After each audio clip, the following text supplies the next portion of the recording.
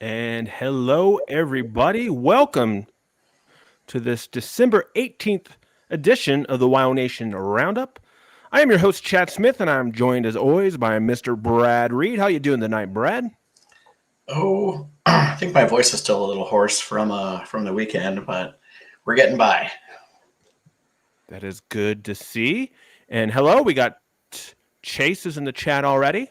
So I will tell you if you're new to the show, if you're watching this on X or Twitter, whatever you want to call it, you can just watch. But if you go to YouTube, which is at WyoNation on YouTube, you can get into the live chat room and interact with us live with your comments and your questions. We'll try to keep track of Twitter, but no guarantees. So if you want your thoughts to be heard, head on over to YouTube like Chase has. Go ahead and tap that subscribe button while you're there too. Two, exactly. Hit the subscribe button, hit the notification bell. So when we go live for these little soirees, you'll get alerted. And Can you you can join imagine us. seeing a notification pop up on your phone saying that we're live? You open it up and you see our faces. It's pretty horrifying. That that might get people to unsubscribe, I think. So, but we are here to talk some Wyoming athletics, mainly some Wyoming football tonight, as always, with a lot of news, Brad. Yeah, we apparently need a offensive coordinator now.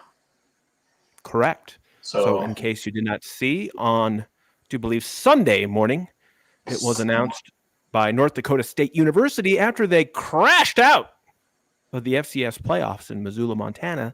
oh no, That bummer.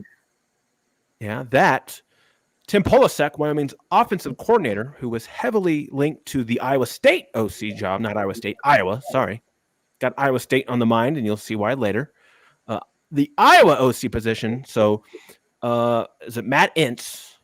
Is this correct? Is the NDSU head coach, and he took a job as the USC defensive coordinator, which is quite the jump. And so that opened up a Defensive what? coordinator, linebacker coach. I think it's Oh, linebackers.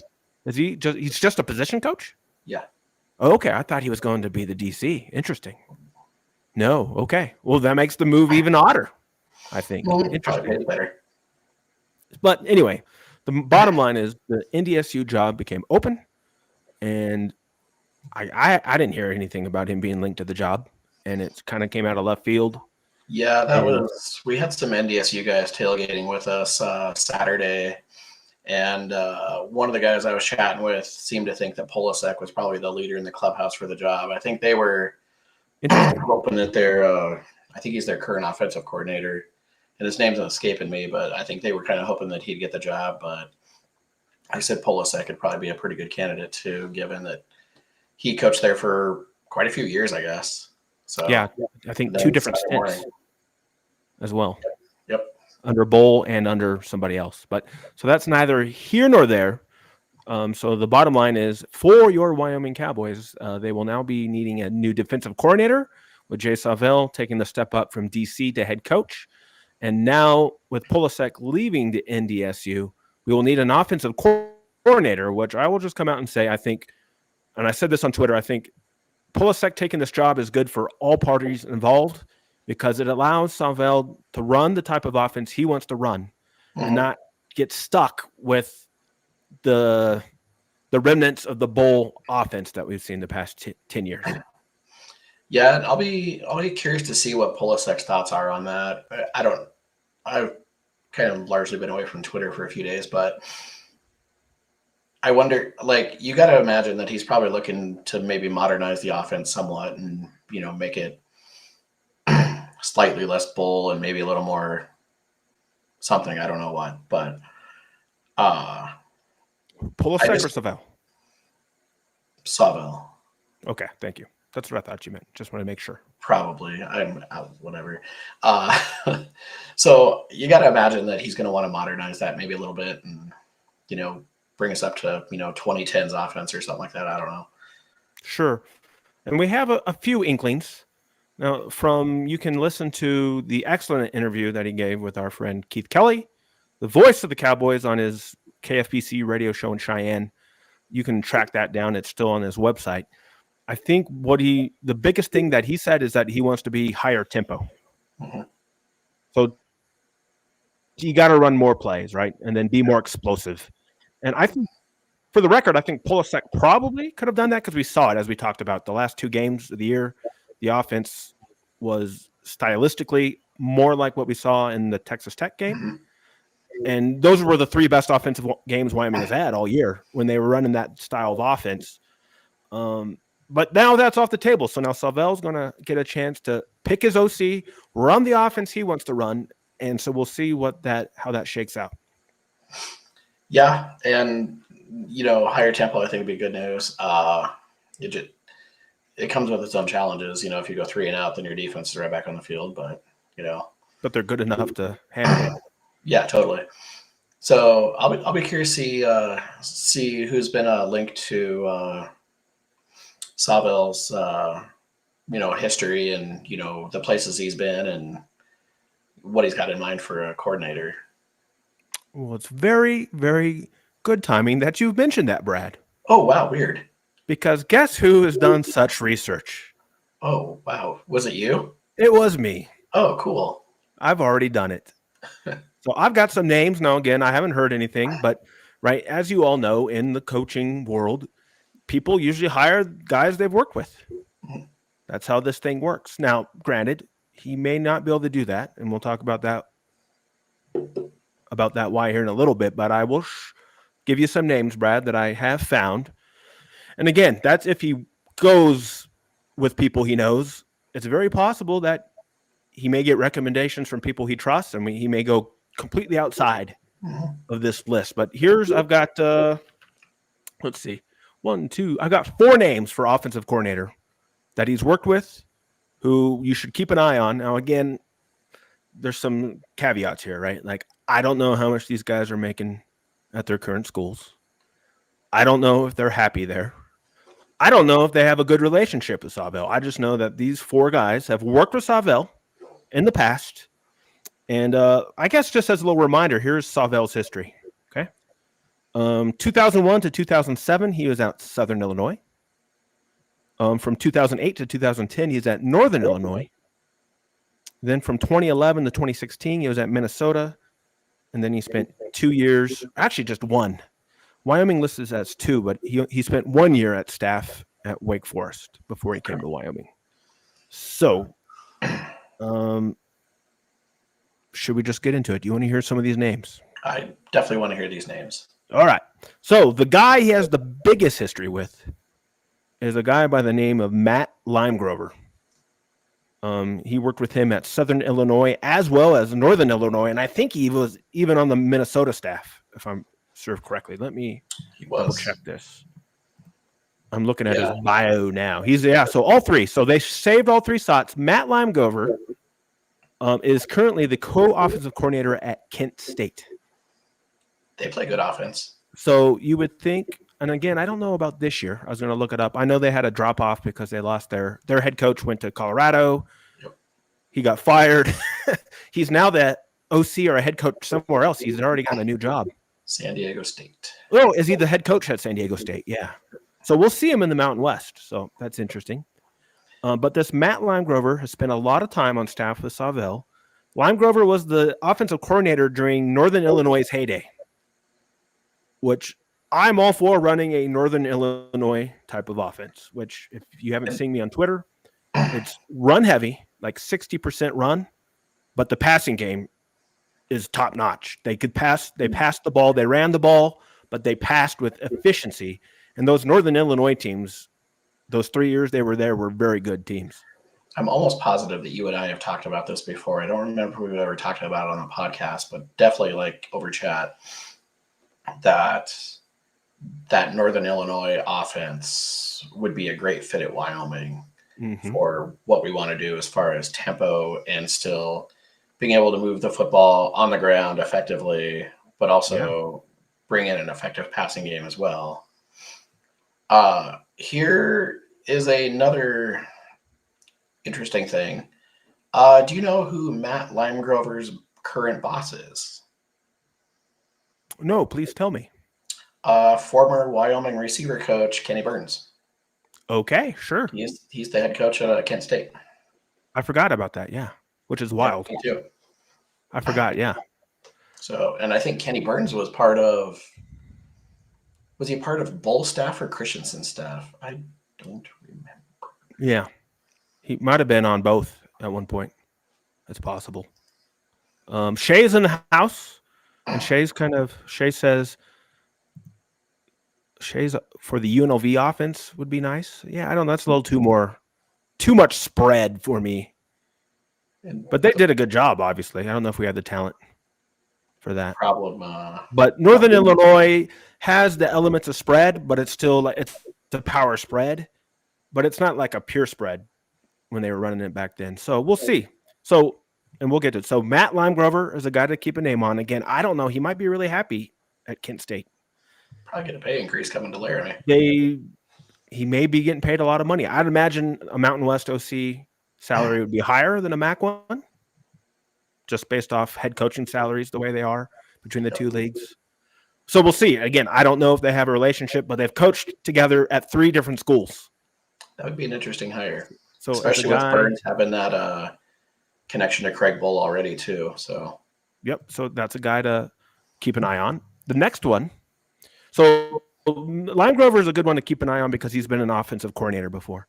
This next guy has a lot of experience, but has never been an OC. His name is Brian Anderson, who is currently the running backs coach at Kansas State. Okay. He has also been, I think, at all 3 spots, Southern Illinois, Northern Illinois, and Minnesota. Let me double check that.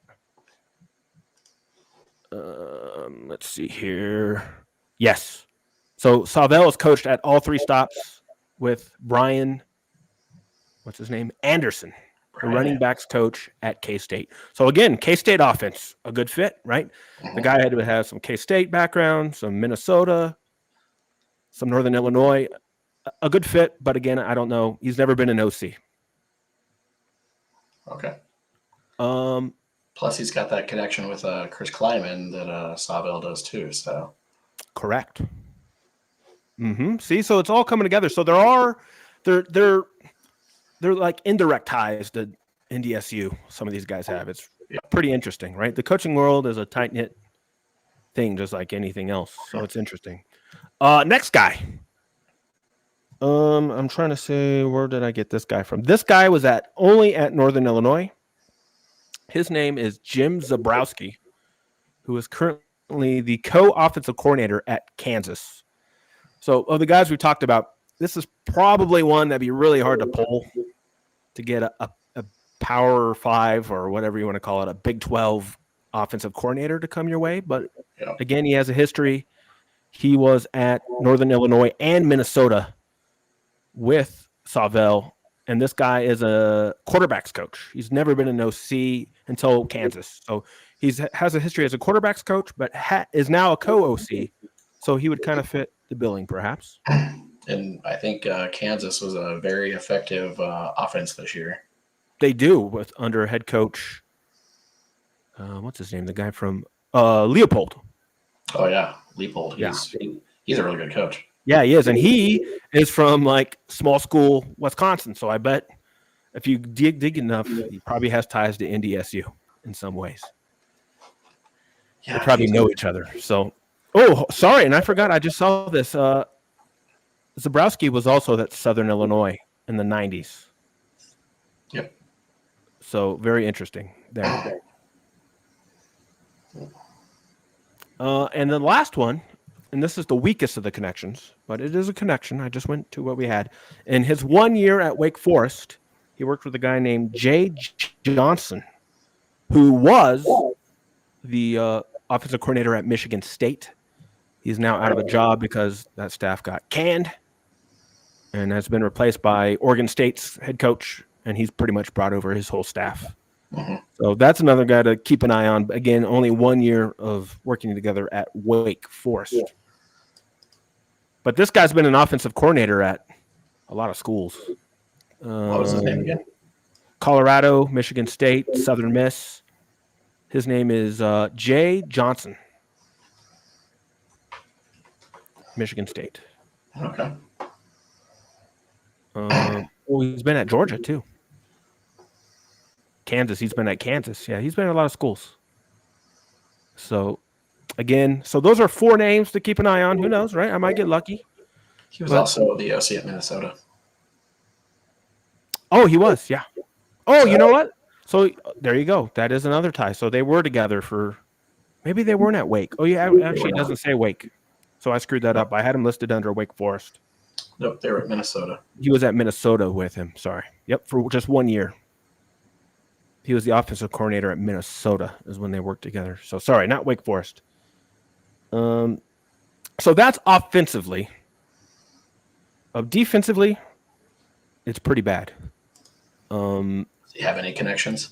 Well, pretty much everybody he has connections with has retired because they were super old. So you got guys like Tracy Claeys, who was a head coach for a while. He retired a few years ago. Do you remember the hilarious picture of Tracy Claeys eating an ice cream bar on the sidelines of a Minnesota game? Yes. Every time I hear that name, that's all I think about is him eating ice cream funny. on the sideline during a game. Another guy on defense he has a connection to is I don't know. I just got his name, Tom M.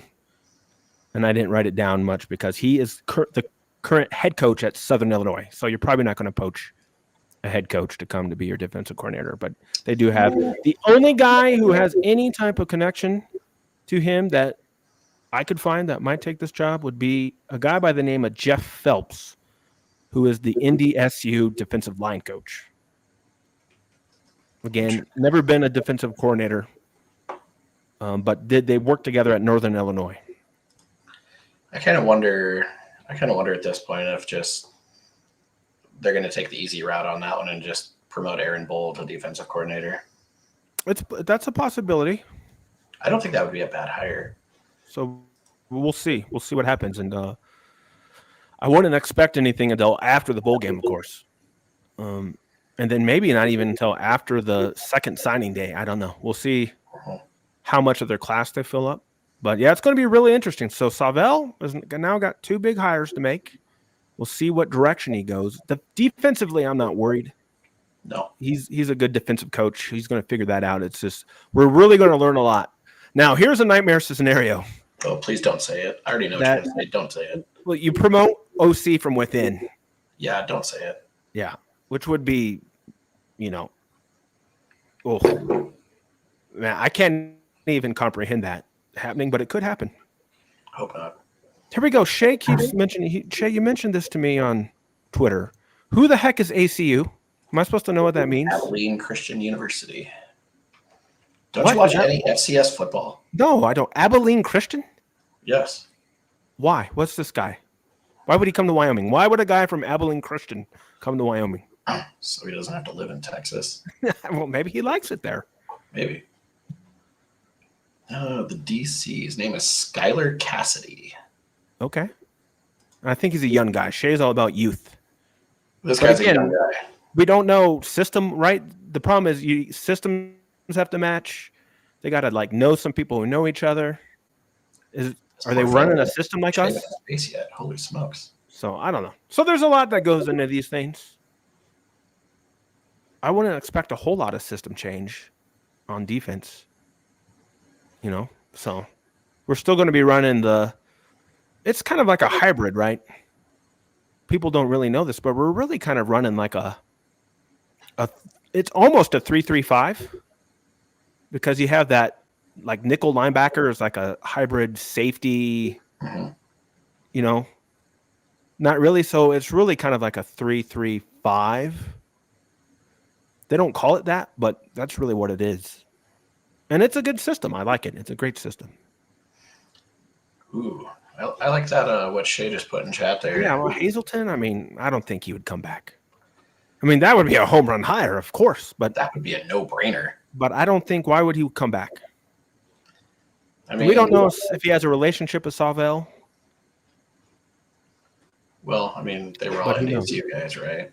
Who knows? And what is Hazel doing these days? Was he on that?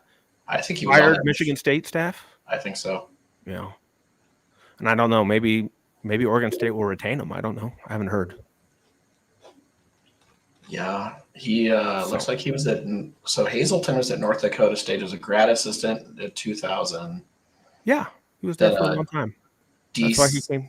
came to Well, us. yeah, he was there from 07 to 11. Yeah, yeah. So That's why Bull hired him because he. yeah, Yeah, but that would be truly a home run hire. it would be because he's done it before. But I'd be all for it. But we'll see. We'll see what happens. So yeah, so those are the names mainly on offense. Defense, as I said, is a little harder because most of the guys are retired or are jobs that they would never come to Wyoming. So I was gonna say maybe that's probably why we didn't say Hazelton. It's like I don't know, that hire would be too good. well, sure, yeah. I mean, if you remember, we plucked Hazelton he was in the NFL at the time. Yeah, he was on the Jacksonville staff that got canned, I think, right? Yeah. So,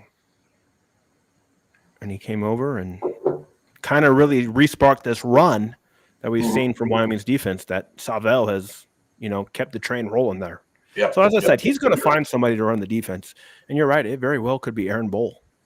Yeah. I've heard nothing but good things about Aaron Bowl. Again, he's young. He's in his, I think, late 20s. He would fit Shay's mold for coaching as a young kid with it would. There you go.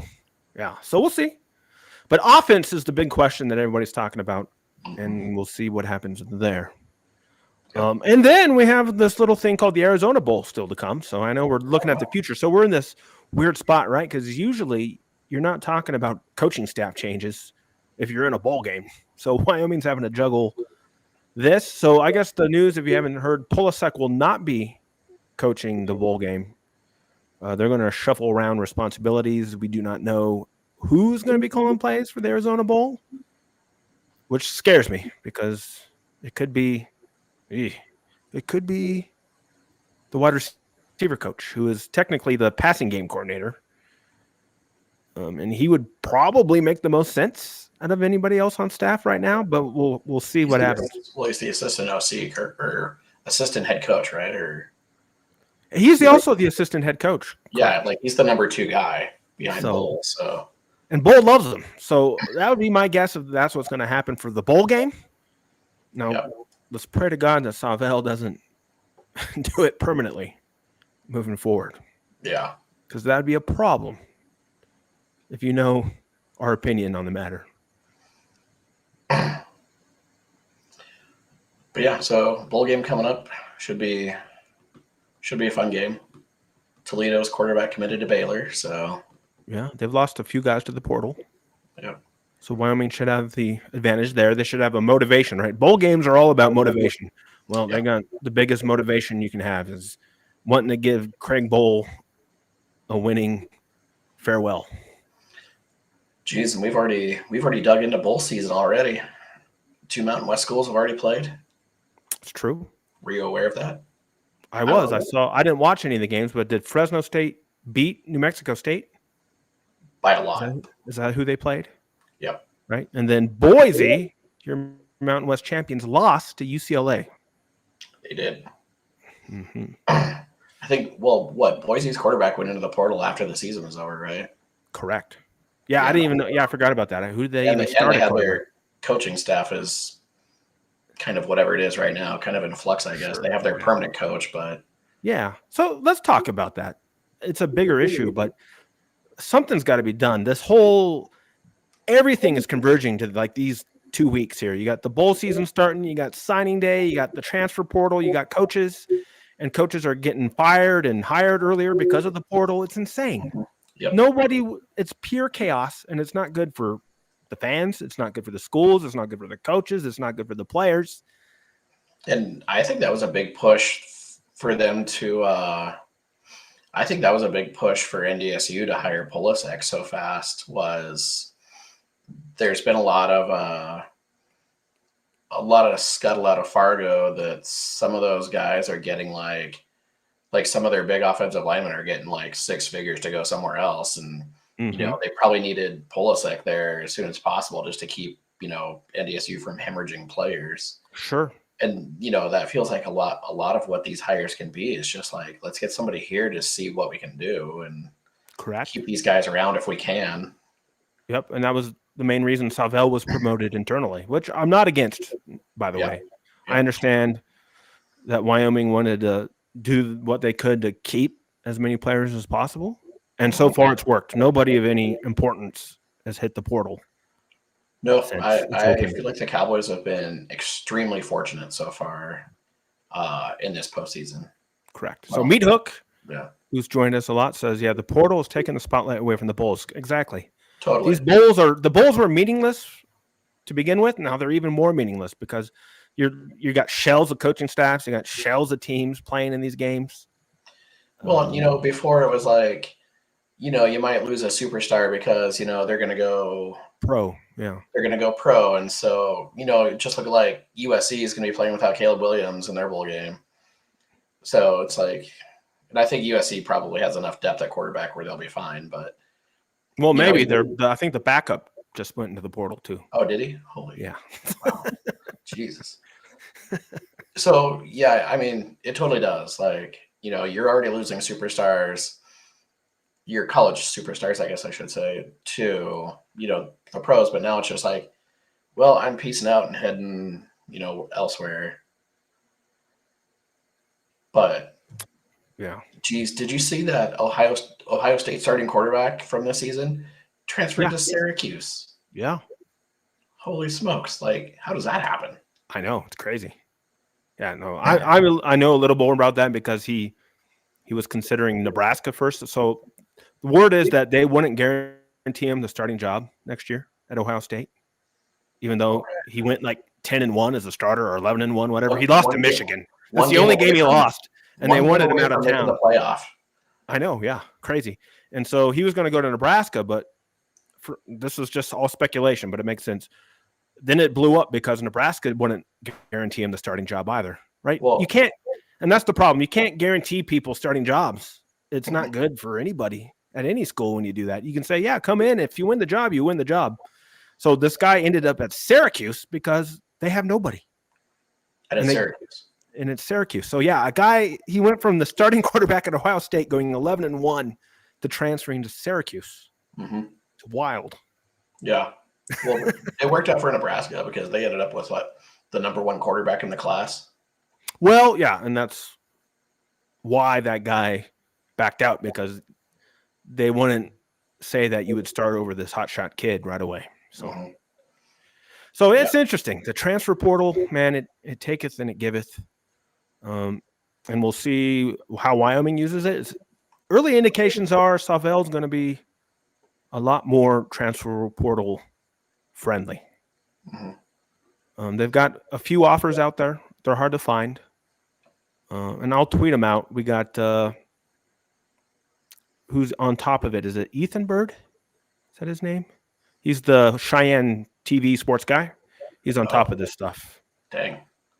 He must have a really good Twitter snooping to. Oh, he does. Yeah. No, I chatted with him a bit yesterday about that. I'm like, how are you finding these? Because I can't find them. Yeah, he must. So Wyoming's got a handful of offers out to like some wide receivers, some offensive linemen, I want to say. But yeah, I'll tweet that out again. He's got a tracker that he's tracking offers. So I'll tweet that out after the show here. But I would say that Wyoming's definitely benefited from the transfer portal, where we've picked up the core of, guys, starting for the Cowboy offense this in Tucson with Whaley and Peasley and Asante and and then defensively too at the corners. Yep. So, and they're going to have to do that again. They're going to have to get corners and wide receivers this year. And they don't have to get them now. You can wait until after I think the time for Wyoming to capitalize on the portal is after spring ball, when guys at Power 5 schools know that they're not going to play. Right. And then you can go in and get quality players. Like we got these guys, these two corners, they came in and locked things down, and they were like third, fourth string guys. And I think both in the SEC. One was at Ole Miss and the other guy was at where? I forget already. Remember. That's been forever ago. Yeah. But I think Hawkins came from Ole Miss. So that is I think the strategy for Group of 5 schools is find kids who want to play, who have talent. And so use it to your advantage there. So we'll see. We'll see what happens. Signing day for high school kids is on Wednesday. We will see what happens. I'm not going to worry about it too much because who knows. But we will. Recruiting's one of those things that people put a lot of time and effort and whatever into, but Yeah. These And, days, it's such a crapshoot. Like, and it doesn't literally matter anymore because they can no, leave after 1 year. yeah, These high school kids, yeah. And if they're any good, right? We show Wyoming's seen it, and other schools have seen it. We're basically just their development programs. hmm They're going to leave. Not all of them, but some kids, they have 1 or 2 good years at Wyoming. They're going to leave. There's nothing you can do about it.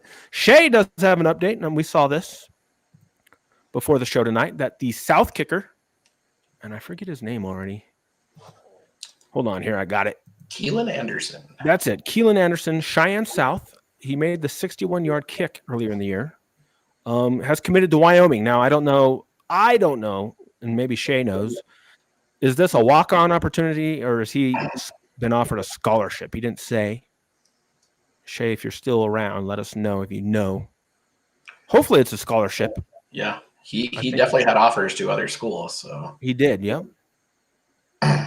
So, but then Cowboys also pulled in another player from Cheyenne East, your alma mater. what? Really? Yeah. Today? Yep. Okay, I didn't A see young that. fellow named Drew Jackson. Drew Jackson. Okay. Drew Jackson. He's a defensive back. All right. I have not heard that. And then they grabbed another one today named Tegan Seeds. Okay. And I think he's from Douglas. Okay. So maybe these guys are walk-ons. Yeah, he's an offensive lineman from Douglas. All right. We'll see. It's hard to know. Okay. Shay says that he thinks the kicker is on a Scully. The other kids are preferred walk-ons. Yeah. I think that sounds about right. Except for the Sheridan kid. Yep. And that Sheridan kid is, I had it up. The kid from Sheridan is Alex Haswell, who's a defensive end, 6'4", 205. And he's a scholarship guy. The only one so far in the class from Wyoming with a scholarship, other than the kicker now, hopefully. So we'll see. As I said, I'm not going to dig too much into this. It looks like a good class on paper, or they can keep them there. It's a typical Wyoming class. They've been hitting Minnesota harder. They got 4 guys from Minnesota, which is great. So We'll see. Hitting Minnesota, Kansas, Illinois. Those are the places we should be hitting. Mm-hmm. Still some Texas guys, which scares me a little. Yeah. 1, 2, 3 guys from Texas. And then possibly a 4th. So a guy by the name of, let me find it. Oh, I probably lost it already. Let me just go to Iowa State here really quick. So a quarterback who was committed to Iowa State out of Texas did take an official visit to Wyoming over the weekend, and it looks promising that he may flip. Wyoming does not have a quarterback in this class as of now, so they are looking for one. Let me switch to Iowa State to get his name. But he is a big kid, and he's got a big arm. I was watching some film last night. Let me go here and see if this will update. There we go. Iowa State quarterback. Let's see here if he's still committed.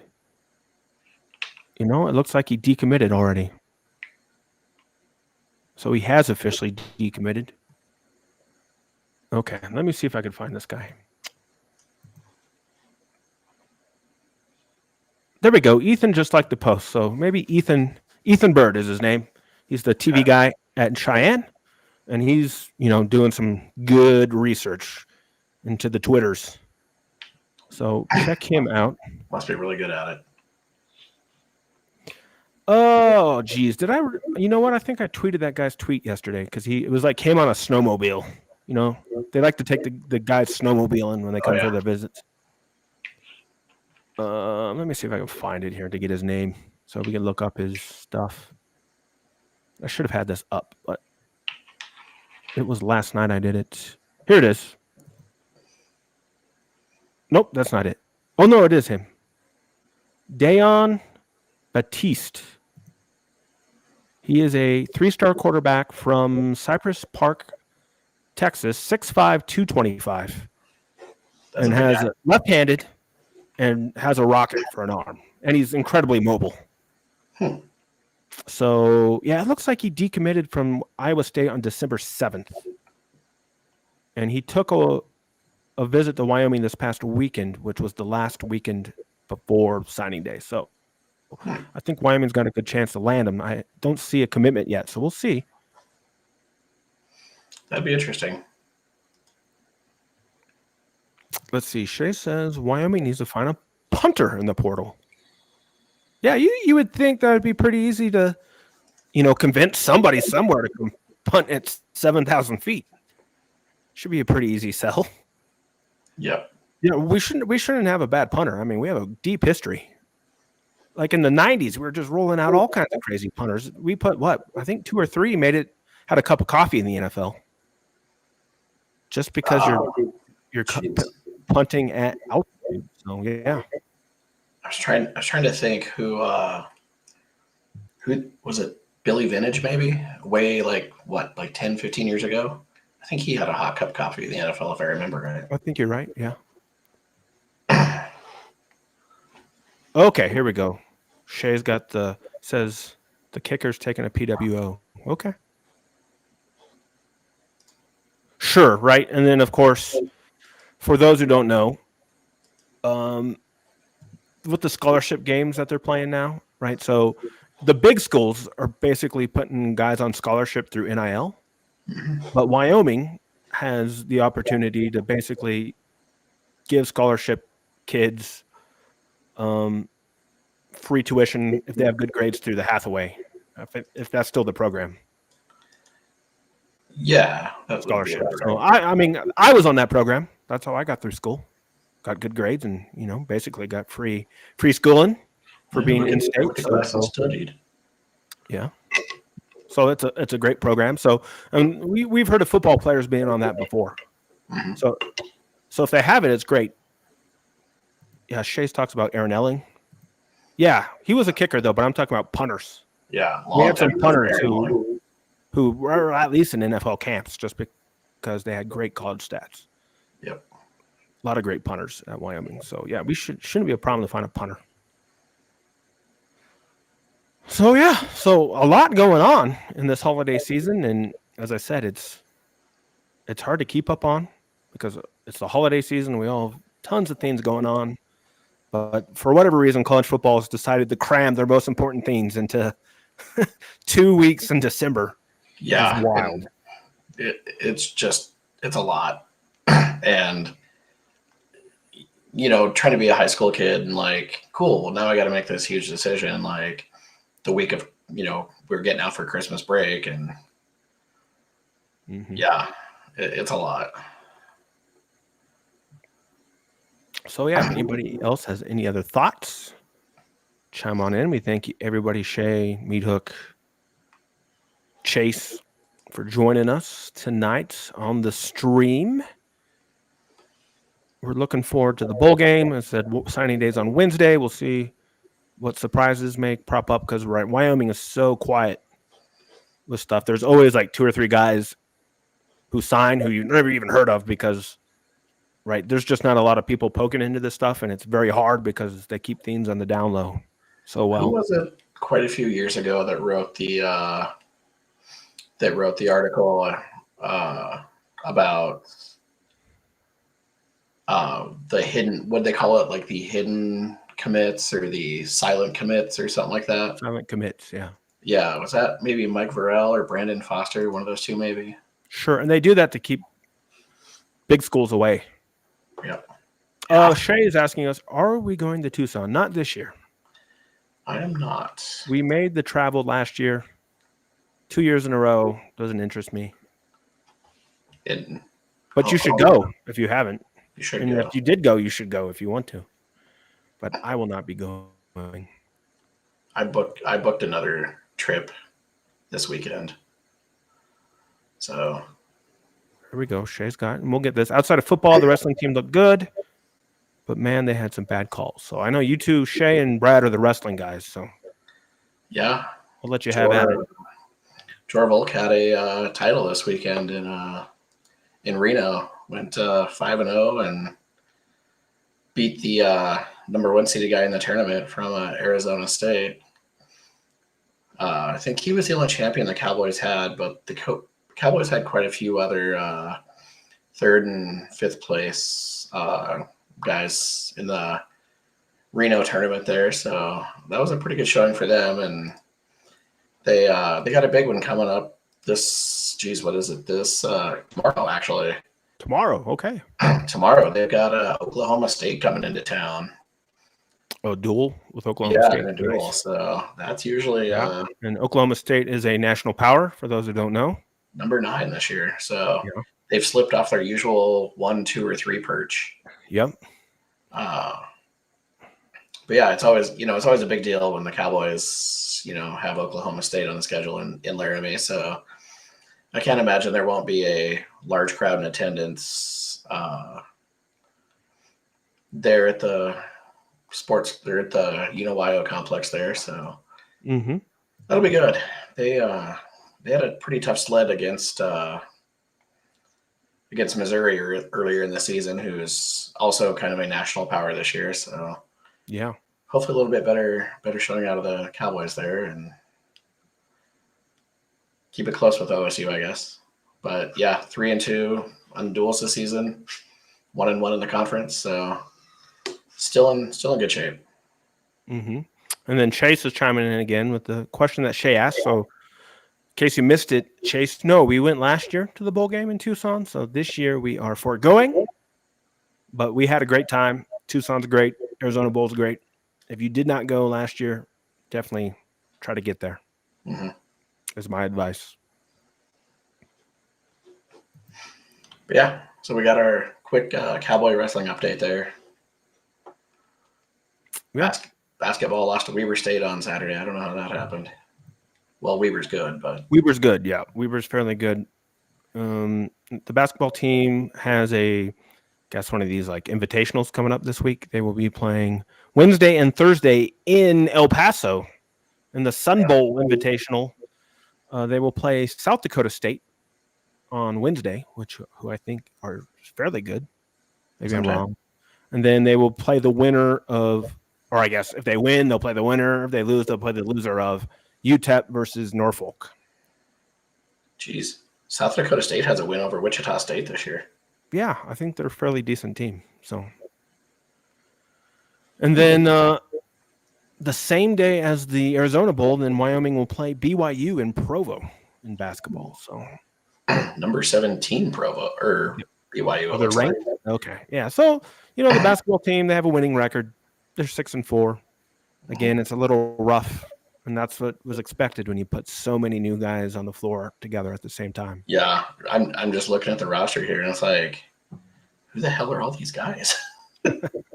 But I watched like a lot of the early games in the season, and the talent's there. Yeah. So that's the good news. It's just they just needed a gel, and I'm sure over this next year or two, some guys will drop out, and Linder will get it figured out. Yeah, they got first conference game on the 2nd, and they get a tune-up with San Jose State. So that'll at home. Yeah, that'll help ease them into conference play, I guess. Well, I don't know. San Jose State has former Nebraska and former CSU coach Tim Miles at the helm, so they're much improved. But they did lose to Montana this last weekend. Okay, there you go. I'm not convinced the Grizz are good this year. So, yeah, so basketball, and obviously once football season's over, we'll have a lot to talk about basketball. We'll get more of them into the show. But, football is what most everybody's interested in, and I think for the next, at least through mid-January, we're going to have a lot to talk about, I think, until the staff gets finalized and signing days. So there'll be tons to talk about with the football. Is the second signing day still in February, or did they move that? That's a good question. I want to say it's in January. Oh. Let's look that up. I think a lot of coaching staffs nowadays just like to lock these guys down as soon as possible. Yeah. Keep them from flipping. A football signing day, but maybe it is in February. You might be right. When are there two? Oh, I guess it is still in February. Hold on. Which seems kind of crazy. Hold on. It's hard. hard to find information these days.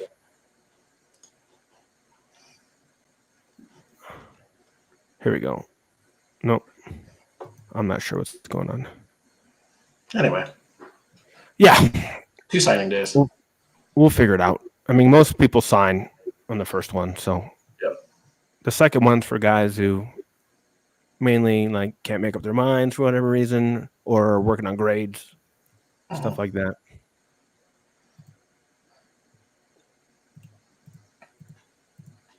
And then the portal opens up again in January, too, for a week. So we'll see another round. After everybody's got their bowl games done, then you'll see more people leaving. Yeah. Yep. So again, it's a mess. It is a mess. But yeah, so our poor School of Mines Diggers this weekend couldn't pull one out in their national championship game. No. That was brutal. That was a beatdown. Yep, for a second year they got beat. So would you say that they run what, a flexbone offense? That team that beat them, Harding, their name, yeah. Yeah. So Harding, again, we were joking with Brad yesterday that, I mean, like, and I think even to Shay there that, like, it's Craig Bowles' dream school. I looked up their stats. They've played 15 games this year, and they've thrown the ball 56 times total. That's wild. 56. 56 passes in 15 games. They run like the pure flexbone offense. I wonder how much Air Force threw the ball this year in comparison. Oh, a lot more than that. Yeah. I mean, you would think it'd be more than that, but yeah. I mean, the Air Force throws the ball at least, 10, 15 times a game this year. Yeah. So this other team was throwing the ball like 3 times a game, 3 or 4 times a game is all they threw the ball. Oh, the Air Force only had 100 attempts this year. Okay. All right. And only completed half of them. And half of those were probably against us. Yeah. Like it. Yeah, they had one that day for sure. That's true. Shay says Jay Novacek played in the wishbone at Wyoming. Yeah, Wyoming used to run the wishbone back in the day, in the 80s. Back when we were all born. Mm-hmm. Yeah, too bad for the Diggers, though. They'll be back. They'll be back. Well, I think is their quarterback a junior or senior? He's really good. I think he's like the NCAA's all-time leading touchdown leader or something like that. Mm-hmm. Actually, I think he's a senior, but I don't know. I thought I read that. Yeah. It does not matter. Yeah, redshirt senior this year, so he'll be out of there. Yep. Probably going to be a little too small to play in the NFL at a 5'11", 180. Yes. Jeez. Maybe. Yeah. All right.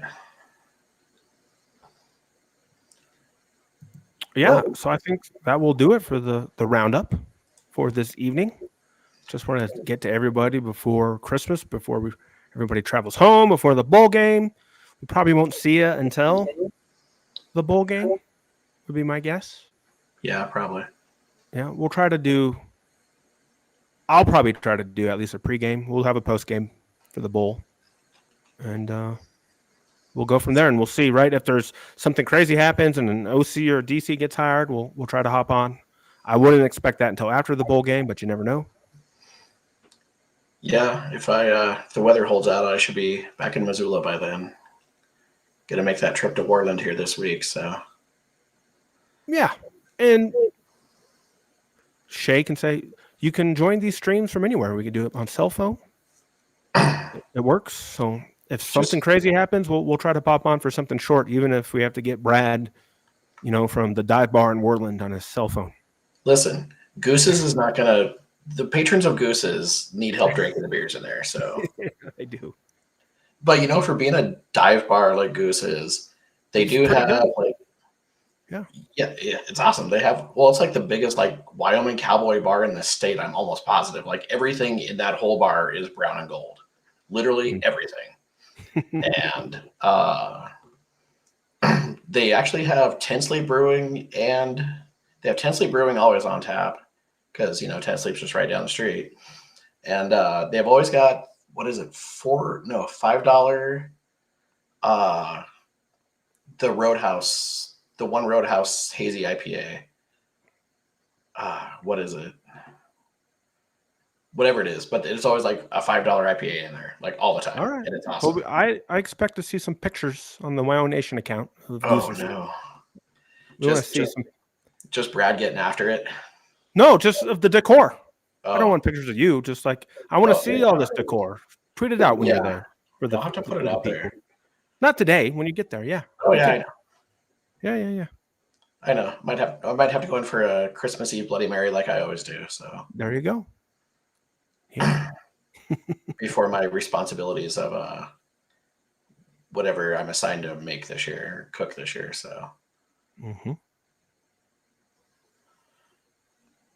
yeah. All right. Well, yeah. So we want to wish everybody a Merry Christmas, and we'll see what happens over the next couple of weeks. But expect to see us around bowl game time to talk about some Arizona Bowl. And as we said, if OC or DC hire gets made, we'll find a way to pop on and at least do something short to talk about it. So until then, everybody, take care. Thank you for joining us. Drive safe if you're traveling. And we'll see you all soon.